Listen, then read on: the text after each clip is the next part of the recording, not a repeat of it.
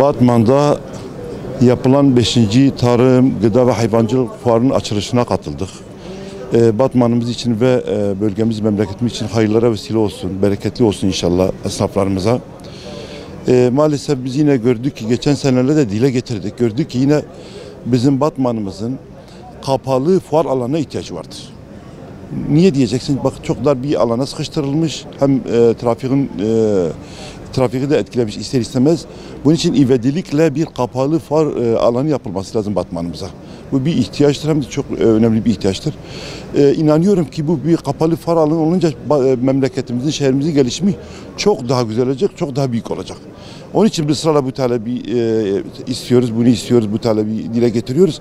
Geçen sene dile getirdik. İnşallah yetkililer, yetkili meclis valiliğimiz, bakanlığımız bu işe el atar da böyle bir fuar alanı bize kazandırırlar, Batman'ımıza kazandırırlar. Her halükarda fuarların şehre katkısı vardır. Ama bizim için kapalı fuar alanına ihtiyaç vardır.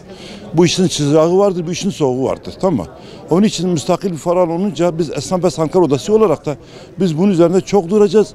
Hatta her ay fuar yapacağız. İhtiyaca göre, duruma göre, her ay Batman ihtiyacına göre, esnafların ihtiyacına göre fuarlar düzenleyeceğiz. Değişik sektörlerde. Hedefimiz budur. Yani yoksa fuarlar yapılıyor. Her halkada fuarların faydası vardır.